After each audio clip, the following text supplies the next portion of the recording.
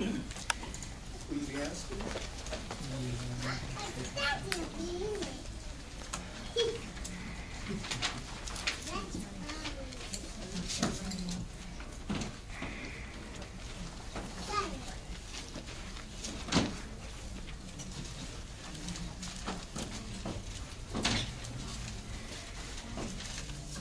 I told you Sunday morning class that I was going to get you some information. Here is a church. It's the Cornerstone Church of God in Christ in Stamford, Connecticut. And the superintendent is Gilbert Ginyard Sr. He is the pastor and founder. So this is some of the stuff that I told you, that's in Pastor, I told you you would see. I wish Mildred was here, I can show that to her. That's what they do, that's what they put on them. He's a superintendent, so I guess he takes care, and he's also the pastor and founder. So when we're reading the book and studying, well, I'm a member of the Church of Christ. It's so very easy to see what the world is producing there and what, how serious people are. And I have to say, having that part of my past, they're dead serious. And it's easy to get caught up into that simply because, you don't know until you start reading the Bible yourself. All right, can someone read Ecclesiastes 4:9-12? Two are better than one, because they have a good reward for their labor. For if they fall, the one will lift up his fellow, but woe to him that is alone when he falleth, for he had not another to help him up. Again, if two lie together, then they have heat. But how can one be warm alone? And if one prevail against him, two shall withstand him, and a threefold cord is not quickly broken. Okay, two are better than one. Why is two are better than one? Why? Why? I mean, why would Solomon even say that? Why is two better than one? Well, if I want another person, maybe the other person can see what I can see. If they can guide you, say, listen, you make a mistake, or we go this way, go that way, that's a better way. Two head thinking better than one. Mm-hmm. I think this is the best way to start doing whatever you have to do. Yep. Even in the garden, when you do the garden, you got two persons, well, maybe you like this side of the ground, or the other side of this ground is better. You're going to grow better, the sun hit there more, the other side. And two is better than one. Two is better than one. I mean, if you do outside work and you are the reason why, we have a system that is taking care of everything of our water system and waste and everything. And there is somebody that you watch over, somebody that watch over you, that if something happens, somebody can back you up. They can catch the mistakes that you are making, and two are better than one. You're driving, you're going on a vacation, and you know you're lost. You know you're lost when you get quiet and you start reading a lot. And depending on which spouse is driving, somebody will say something, the other one will say something. And you won't admit that you're lost, but y'all just keep going around in circles because we passed that gas station twice. Mm-hmm. So the wife would say, or the husband would say, are we lost? You'll say no. You say, why did we pass that gas station twice? You'll say, well, there's 7 of them. Because you know you lost. But if another person can see something that you refuse to see, it can help you out. It really can. In the military, it's one thing they teach. The first thing they teach when you go to boot camp, and up at the State Police Academy, it was the same thing.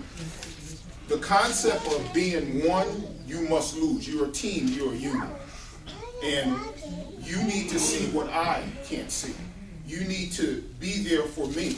And when the tactical teams go in, you watch all these SWAT movies and everything, everybody move as one. Everybody got a position to be in when they get to the door. Everybody got a task to do when they go through the door. And they look like one complete movement. And everybody's eyes are watching out for everybody else. And the concept of 2 by 2 and having a buddy and having a buddy system is something that makes you healthy and helps you and helps someone else, because everybody needs a friend. Not many of us have friends, because not many of us want to be friendly or be a friend. Not many of us want to expose ourselves. Everything about you, when you go into the state police, the city police, or the military, is found out. They're going to find it out. They are, because they need to know what your strengths are and what your weaknesses are, because your weaknesses will get somebody killed. And if you have fear, they got to find out at what level you react on your fear, so they'll know how to train you past your fear. So the concept is worldly, the concept is spiritually, because the world got it from spiritual. But if you and I depend, I mean, at least find somebody that you can be a friend to and you can talk to and believe what they say to you and about you. Believe it. Constructive criticism help everybody. It's not that people was being mean or bad or malicious, but there are some things that someone else can see that you can't see about you. I'm always open to criticism. I give it all the time. And whenever people say things to me, I go back, sit back, come off my little high horse, and I say, okay, let's regroup, let's do it this way. Let's see if this way will be better. Now, if that doesn't change, then I'll know, okay, let's keep on with the course of action here. Same thing in the house. Your wife may have something that contribute to the way the house is being operated, or your husband may have something that can contribute to the way the house is being operated, and you look around and it's better. It's better than what you're doing. You know what I'm saying? So if you team up, you buddy up, you'll be in good shape. Call somebody and say, hey, look, I'm having problems with this. I'm having an issue with this. Call someone that is ahead of you with children. Call someone who's ahead of you in profession. Say, hey, look, how can I do this and do that? So many times, I tell people all the time, because I don't interview anybody, Donna does. I say, when you go for a job, call Donna. Because I use Donna all the time for interview skills. Because she chopped people up all the time. She, you know, just hit that armor and just take it right off you, because that's what her company wants her to do. So when you go on for a job or something, call someone and ask them, how can you be a better interview? How can you sit down with people and answer certain questions to get you that job? Because not all of us interview well. And that oral presentation that you deliver at your interview can be the very thing that keep you from getting a job, because you didn't interview well. So, you know, call somebody, talk to somebody, find a buddy, find somebody that's going to help you through this life. You need to do that. If you're walking around, I'm sorry to say this, but it has to be said, if you don't have a friend, something is wrong with you. I'm not lying. Honestly, I'm not lying. If you don't have a friend, something is seriously wrong with you. That is not normal. It's not normal behavior, because God didn't design us to be alone. And remember, with the 12, as we read Matthew, Mark, Luke, and John, the physical Jesus loved them as much as the spiritual Jesus loved them and knew them. The conflict with Jesus was he knew each one of them and what they were going to do. The physical Jesus loved them past that. And that's where you and I struggle sometimes with friendships. We are put in the same position that Jesus was put in. The physical part of us have conditions. The spiritual part of us is unconditioned. And we struggle with that. So and always remember, the things that you think and say about somebody else is the same thing that you have when someone assesses you. So don't think that you exempt from certain things of criticism, because when someone is thinking about you, talking about you, defining you and everything, they can say the very same thing that you see in other people. We all a piece of work and need some help. All of us are. So it's a better man that sees something in his or herself that will say, I need to be better. I need to be better. And Peter says that we grow in faith more and more, that we just don't stay in one position. And in the way Christianity is set up, it's a people thing. So just think about it. Two are better than one. Now look what the writer of Ecclesiastes says. Look at the way he broke it down. And I think about this when I was in Georgia a couple of times going out there in the watermelon patch, pulling watermelons and picking up pecans under pecan trees.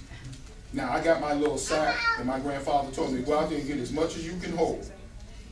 Now, if I had, where's my brother? He's not here. My brother didn't used to like to work with me. He used to do his own thing. Now, if he would have worked with me, I would have got more watermelons and more pecans. Because my grandfather used to mess with us as grandchildren. He said, whatever you bring back, I'll give you money. So I thought, hey, if me and my brother bring back more than the rest of my cousins, we get more money. But my brother kind of figured he didn't want to share the money because he thought he could be a better picker than me, which he was. So he actually got a couple of more cents more than I did. But I'm trying to pull a Tom Sawyer. I'm trying to do less work and get more. And he figured that out before we even hit the field, you know? But I look at day wagers today, people that come and get paid daily. And if one guy go out there, one guy is only going to get so much. If 5 people go out there, look what 5 people will get. And some of these people go back, they was doing a thing in Texas where these guys, Louisiana, where they would, the cops would stop people coming out of Florida, the Orange Grove and everything, and they would rip them off. These people were going back with $7,000, $8,000 back to Mexico during the season. And they were ripping them off, and they were groups. They would catch them in groups. Look at the money that the police officers were making because they knew they was undocumented aliens. So they said, you have one choice, either go to jail or give us the money. So they did a sting on it. But look at what they accomplished. I'm up here now with Whole Foods, so I go to farms in Massachusetts, and they're now bringing teams of people out to work the organic farms. And I said to the guy, how do you pick your crew? He said, I pick my crew by the guys who are hungry the most for money. He said, the guys who are, and women who are hungry the most for money are the ones that's going to work hard. And he said, I bring them back from season to season. He said, and I've been doing this for Whole Foods since 2009. So he said, only the great pickers, the hard-working pickers are the people that I hire. He said, because at the end of the day, they work, I give them money, Whole Foods get their product, and everybody wins. He said, lazy people, I fire right away. People who sit out in the field and talk and everything and all that, he said, I fire right away because nothing is being done. And he said, and I got people who buddy up. I got husband and wife teams. I got friendship teams. And he said, they will come in here and they will figure out how much money they can make. And he said, I actually pay them exactly what they owe. And I said, that's good. That's good. And it's some hard work. But they have already, the pickers have already figured out how much money they can make if they pair up and team up, because he got to move that. He got a contract with Whole Foods, and he got to move that stuff. And he had already promised that to Whole Foods. So he want his business to survive. So he know he can't do it without labor. So when people come in and they team up, they make a lot of money. Folks doing hard work, y'all, make a lot of money. They really do. So think about it. Hard work is not going to kill you. It's just that we don't want to do it. I know I don't like hard work. I get lazy in a minute. I guess that's why I have any money. 2 body tempers are better. You ever, well, I was in the Boy Scouts, the Cub Scouts and then the Boy Scouts. And we used to do winter jamborees, where you go out and camp in the wintertime. I don't know why my mom and dad let us go, but I think my dad wanted to toughen us up. Now, that was all good, well and good from his perspective. But my brother got frostbite. My brother used to wear sneakers all the time. And I told him, don't wear sneakers. I said, wear boots. I used to wear 2 and 3 pair of socks. He wore sneakers with 2 pair of socks. And back in the day, we had Converse sneakers. Chuck Taylors, cloth. They wasn't leather. We didn't get Pro-Kid leather until later on. He wore the Converse sneakers. And my brother's feet that took from the top of his toes, working to the top of his insole, start turning colors. Now, y'all know what that is. He was getting ready to lose his feet. So they picked him up and carried him to the hospital. And they brought him to the house. My dad was upset. My mother was upset. And I told my mom and dad, I said, look, it was slushy. We had to clean out our area, our camp area. And I said, the more and more you tracked on this snow, the more slushy it became. And I said, it was cold. And I said, those Converse sneakers started getting wet. And I said, y'all should have never, and I was standing way back here when I said that. I said, y'all should have never let him out there with them sneakers. You know, he was just being cute. I wish he was here because he'll tell you the story a whole lot better than me. I wore boots. And it was cold out there, but you know what we did in the tent? All the kids huddled up. Yeah. We huddled up to be warm. Because that wind started beating on that tent, And it was cold in there. But, you know, the nylon kept us warm, but it was still cold outside. So all of us figured out, and it was a lot of kids my size, because I always been this size, y'all. I've never been small, so I got a lot of buddies at night. We all huddled up and we all stayed warm. And nobody went to the bathroom. We had to go to the bathroom, nobody went to the bathroom because it was cold outside. But the concept of two being warm, now you see it on shows. People, they'll huddle together and they'll hold one another by the arm. Why? Because their body heat attracts more heat. So the concept is something that we have to understand. We do in everyday life. We just don't do it when we become Christians because, I know it's hard. It's hard exposing yourself. Something happens to you, you're not alone. The Samaritan, the Good Samaritan. What happened to that guy? He got beat up and he was alone, right? He got jacked up and nobody would pay him any mind. Y'all ever been in a fight or ever been in a near fight? You ever have people bother you and you're by yourself? What are y'all looking at each other for? Y'all had some conflicts happen and didn't tell the parents? You ever had somebody say, I'm going to get you? I'm going to get you after school. You looking for it. See, I didn't have to worry about that because our family was so big, so nobody never said they was going to get me. Except one guy. One guy, he did hit me. That was the first time I ever felt someone hit me in my face. And he was hiding. We was up at William Samuel Johnson. He was hiding. He ducked down. When I walked by, he said, boom! I looked at him. I said to myself, has he lost his mind? And you know the sound that goes with a punch? I don't know if you was ever hit before, but there's a sound that goes with a punch. Pow, wow, wow, wow, wow. I said, oh, man. And then he took off running. And I wasn't fast enough to catch him, so I said, okay, now it's my turn. Now I have to wait for him. Got no sleep. Got no sleep. For a whole week, he hid from me. And then I caught him. Then I returned the pie out. I caught him by himself because he used to hang around a group of kids from the other building. And I knew, I said, I can't touch him when he's with somebody else because 5 of those, it should be 5 kids, 5 of those kids would jump on me and I'd be in trouble. I said, I get more than a pie out, I get a beat down. I said, but I'm gonna catch him the way he caught me. And when I caught him, I got him. And then about a month later, we both found out that we were related on my father's side. See, you never know. You never know. And he and I laugh about that today. He said, remember that? I said, yeah, I remember that. And I remember that, you know, we found out that we were related, and then everything changed and everything. Because in the terrace, in the north end of the terrace, we used to have building wars. I mean, all the kids from one building didn't like the kids from another building. You know, you remember that, right? So, you know, whenever you went somewhere and everybody asked you what building you lived in, you would tell them what building you lived in. So if that building had the rough and tough kids, then everybody left you alone, you know? And in my building, we had a bunch of insane kids. I was one of them. So, you know, we did a lot of things that we shouldn't have did.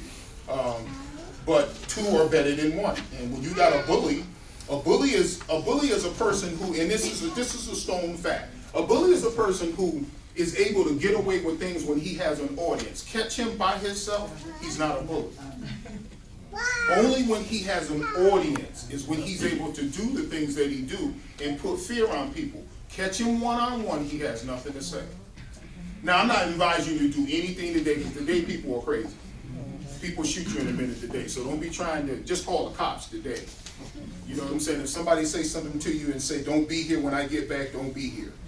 Okay? Because if you bring some friends, he's going to do something to you and your friends. Okay? So understand that concept. But what he's saying here is true. It is something that we have all, at some point in our life, experienced. Matthew, Mark, Luke, and John tells the story of Jesus sending them out. Why do you think Jesus sent them out in pairs? Someone turn to Matthew 10:5 and read 5 through 15. And let's see what Matthew has to say about it. Why do you think he sent them out?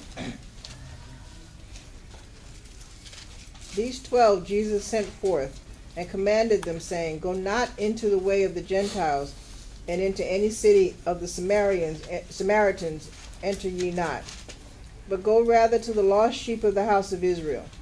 And as ye go, preach, saying, the kingdom of heaven is at hand. Heal the sick, cleanse the lepers, raise the dead, cast out devils. Freely ye have received, freely give. Provide neither gold nor silver nor brass in your purses, nor scrip for your journey, neither 2 coats, neither shoes, nor yet staves. For the workman is worthy of his meat. And into whatsoever city or town ye shall enter, inquire who in it is worthy, and there abide till ye go thence. And when ye come into an house, salute it. And if the house be worthy, let your peace come upon it. But if it be not worthy, let your peace return to you. And whosoever shall not receive you, nor hear your words, when you depart out of that house or city, shake off the dust of your feet. Verily I say unto you, it shall be more tolerable for the land of Sodom and Gomorrah in the day of judgment than for that city. Why do you think he sent them out 2 by 2? And what is worthy? What does it mean if the household is worthy? What do you think happened? What do you think was going on with this situation? Matter of fact, to answer the question, what happened with them when they was with Jesus when Jesus did these things?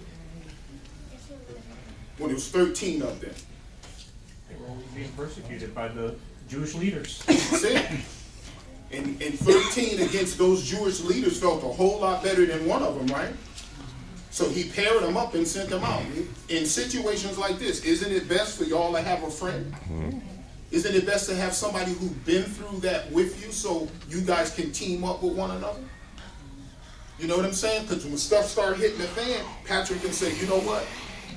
Last week when we was at this house, I kind of feel this house is going to be just like that one. You're going to say, okay, let's see what we can do, what kind of strategy we can come up with so we can get out of here alive. Because sometimes when you go knock on the door and he said, worthy of the household, and you start telling people, hey, there's something real good going on in Judea today. Jesus Christ is raising people from dead. He's healing the sick. Remember, people who didn't need that didn't want to hear that. Okay, all right, I'm not sick. You think that was good news to people who were well? Get out of my house. When people knock at your door, do you let them in? Some of y'all don't let those people in and y'all know. Y'all see them come, y'all close the blinds and everything. I'm not home. You know you be home, but you're not home. You know, when you knock at somebody's door, you don't know what kind of reception you're going to get. You can get a happy person on the other side of the door. You can get some person who's in a bad mood and they show up with a pit bull. You know, you put in your, and they knew that. They knew. They was putting their lines when Jesus sent them. He sent them out for a season, y'all. He didn't just say, go and I'll see y'all next Friday. They went out for a while. And then with the 70, we read, he went out behind them. He told the disciples to go. He told the 70 specifically where to go, and he was coming behind them. Okay, that's not an easy thing to do. Is door knocking? Who in here likes door knocking? Aaron does. Erica does. Beulah does. Mary does. 4 people, 5 and 6. Sometimes. Now, what are some of the things that you dislike about door knocking? Walking is one of them. Dogs. Dogs? Dogs? Because you got to put dogs in there. Everybody seems to have a dog. And they don't put a sign up until something come running around the house. Temperature?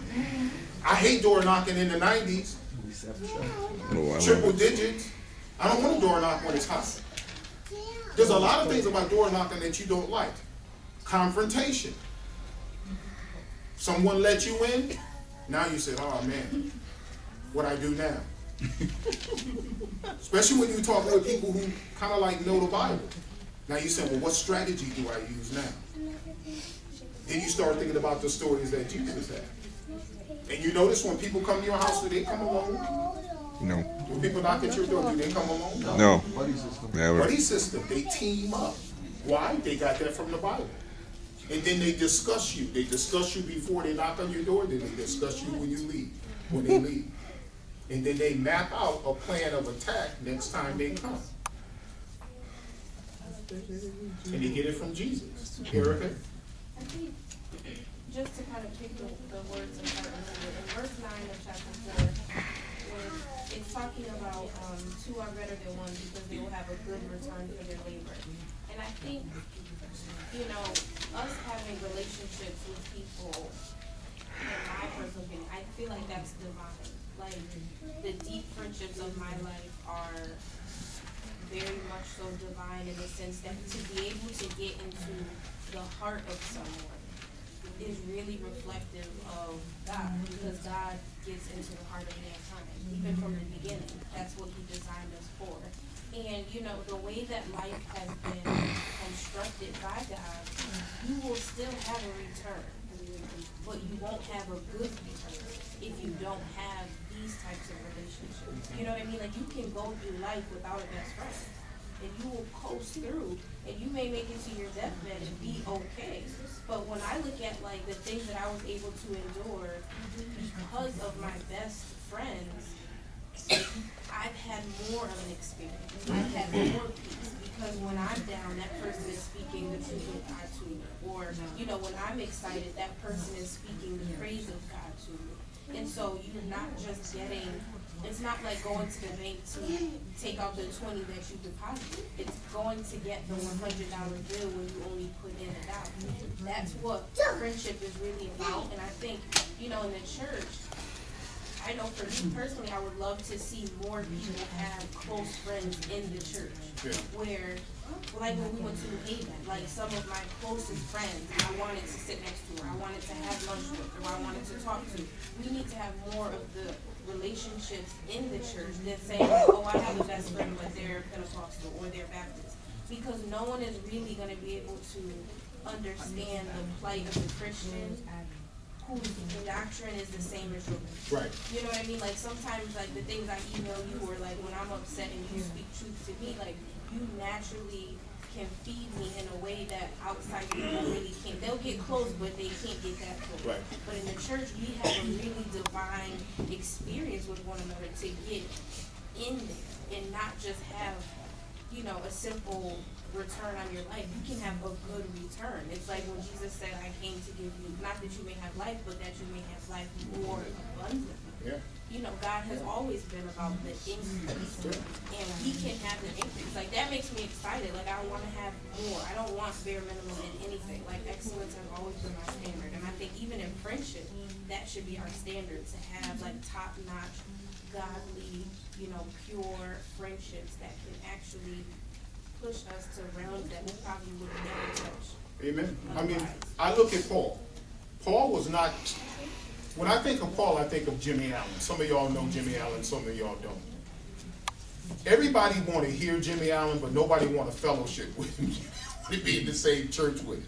Because that loud, rambunctious, in-your-face guy at lectureships and gospel meetings and stuff like that, he's the same way in a congregation. Now, all congregations have a Jimmy Allen. God always got some kind of person that is going to be upfront and personal. Then you got your Barnabas, then you got other people. Now, in friendships, we need all kinds. Mm-hmm. We need all kinds in friendship. We need one another. We do need one another. Sierra, you need us. And you're going to need us even more as you grow. We that are ahead need one another because the job gets tough from time to time.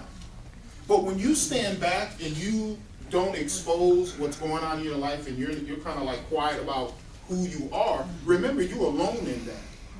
You're not being helped.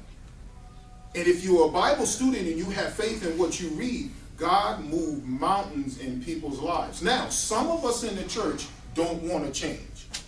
That's just a fact. And I might as well throw that out there. Some of us like who we are. We like what we do, what we say, and we like being alone. Some people, Oprah says she loves being alone, and she's alone. She don't have to worry about it because she's one of the richest women in the world. But she's alone. She said, I like just curling up with a pillow and a book. But that's not natural. And in Christianity, that's definitely not natural. We all need one another because every day we are in the kingdom.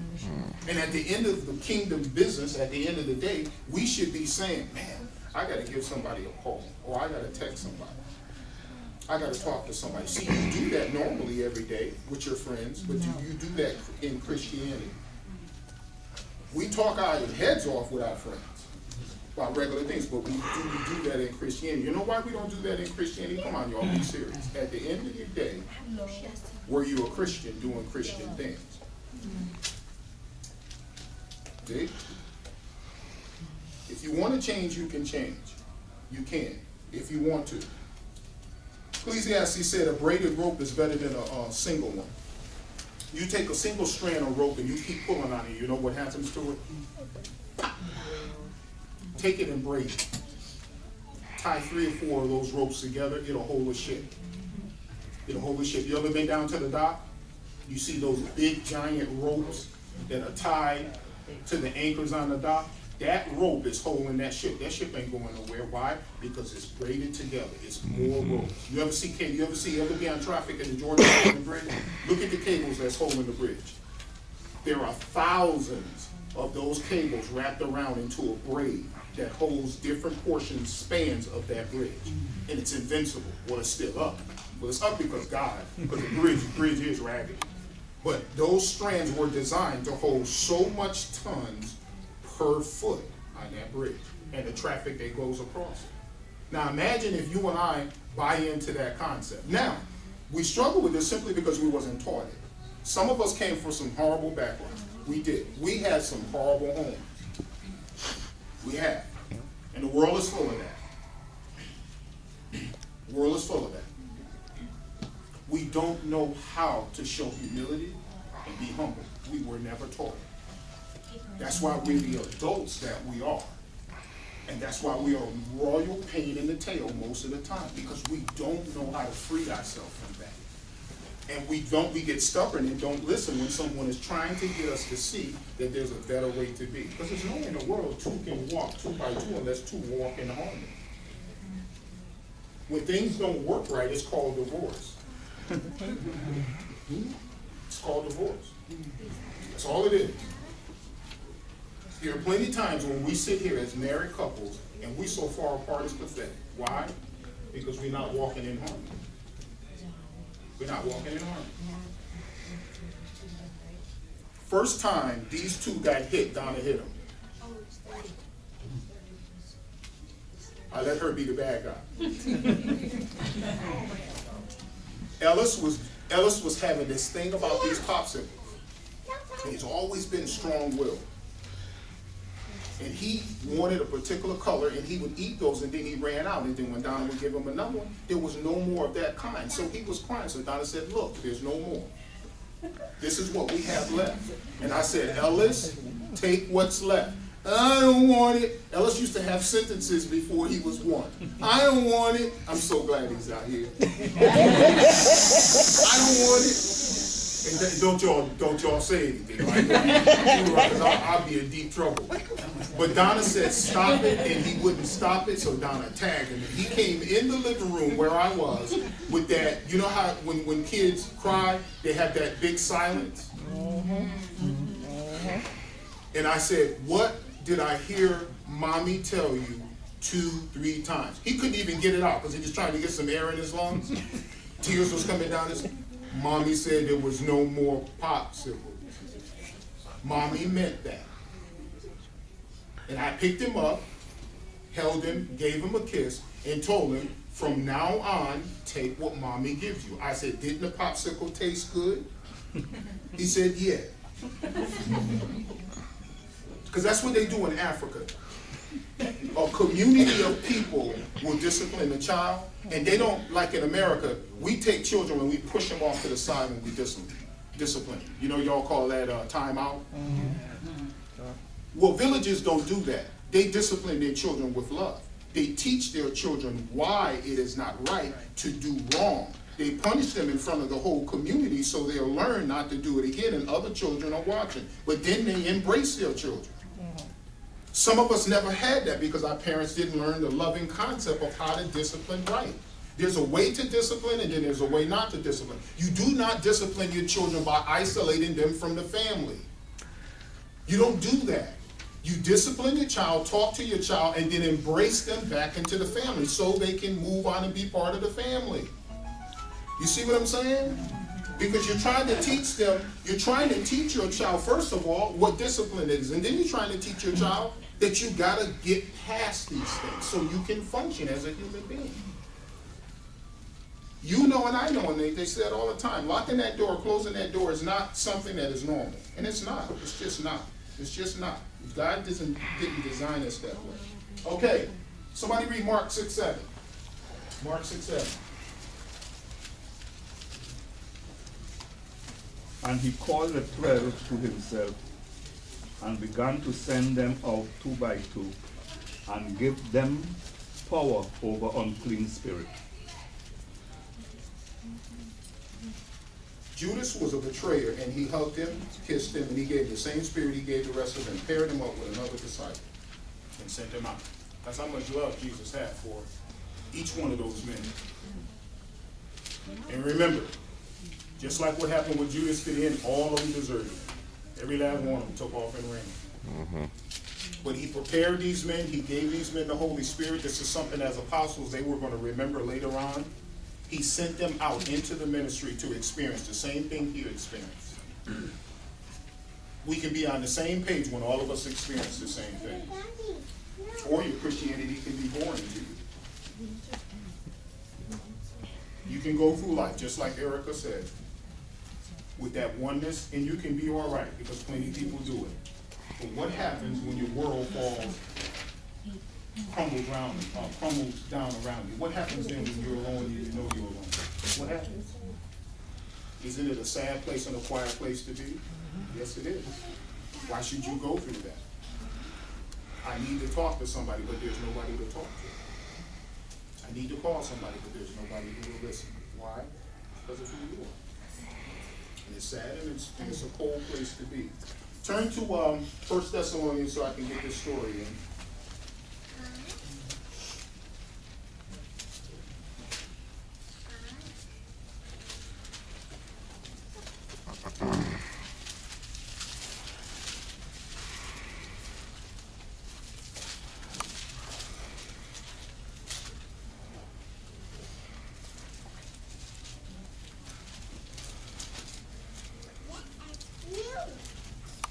Thessalonians chapter 1, verse 5. Paul said, "For our gospel did not come to you in word only, but also in power, and in the Holy Spirit, and much assurance, as you know what kind of men we were among you for your sake. And you became followers of us and of the Lord, having received the word in much affliction with joy of the Holy Spirit, so that you became examples to all in Macedonia and Achaia who believed. For far from you, the word of Lord has sounded forth, not only in Macedonia and Achaia, but also in every place. Your faith toward God has gone out so that we do not need to say anything. For they themselves declared concerning us what manner of entry we had to you, and how you turned to God from idols to serve the living and true God, and to wait for his Son from heaven, who he raised from the dead, even Jesus, who delivered us from the wrath to come." What are some of the things you see in those passages right there about the Thessalonians and about Paul and them? Paul and them. You and I gravitate in the congregation to people who are just like us. Fact. Fact. Parents gravitate to parents with children. Weak Christians gravitate to other weak Christians because weak Christians don't want to be strong Christians, because weakness is something that we cling on to because it keeps us safe. It's a place where we want to be, because the change brings forth action. And when we do change, it changes our environment and everything around us that has become that weakness. And now we have to address certain things. We have to address the way we were raised. We have to address where we are right now. And we have to address the mistakes we made in our life simply because we are the way we are. When you read those stories in the Old Testament, not only did God had to fix Abraham, he had to fix David, he had to fix Samson and all them, he had to fix the mess that they did. He had to fix all that mess that Saul created by giving his mess to David. You taking in all these women, and you know in that culture what happened to women. Once the woman left her father's house, she can't go back to her dad's house. And all these women that all these men had, God had to fix that. He had to fix everything that they did. Isn't that sad? When we do things, not only do God is there to help us, God has to fix the mess. Paul said that we were examples, and they picked up on that. They picked up on Paul and his group being examples, and then what? They were just like Paul. So look at the concept and how it multiplied. Look how it multiplied. That in not only, what did he say? What two regions he said, and then where else? Okay, and what else? Macedonia. Thessalonica? Macedonia. Macedonia. Macedonia. Macedonia? And where else? My Bible said what? Every place. Macedonia and Achaia, but also in every place. That what was showed to them by Christianity, they received that to the point when he defined them at the end, it says what? For in verse 9, for they themselves declare concerning us what manner of entry we had to you, and how you turned to God from idols to serving the living and true God, and to wait for his son. So what Paul showed them and those people showed them, they became, and they showed other people who showed other people. You see? It's about God, the kingdom, and the kingdom's business, not about you. That's why I pray that we didn't have to have structural lies, buildings and stuff. I wish we didn't have to have bulletins and songbooks and all those things, because people make those things matter. Instead of going out, talking to people, being with people, going to homes, talking to people, going to hospitals, going to nursing homes, going to where people are, being social and having a good time with your Christianity. Instead of letting people see a cross on top of a building, knowing that's what people who are holy need. But going out into the world and being the because that's what Paul and them did. We put no pressure on you. We came to you. We showed you Christianity by the lives that we were living. And you know what that was like? When Paul and them went into their house, we don't eat meat that are offered to these idols. We're not drinking that blood that is offered to these idols. When Paul and them went into these homes, remember what these homes were like. These homes were everyday homes doing everyday things with their religion. And when they came in as Christians themselves, the first thing they didn't do is do what everybody else was doing. And then people had questions, well, why your religion don't do that? Because he explained it right there. For they themselves declared concerning us what manner of entry we had to you, and how you turned to God from idols. So somebody had to explain something for them to turn from what they were believing to God. Mm-hmm. And in order to turn to something, you first must be showed something. Paul said we don't do that. We don't eat like that. We don't drink that stuff. We don't bow down to those things. We don't have those things in our home.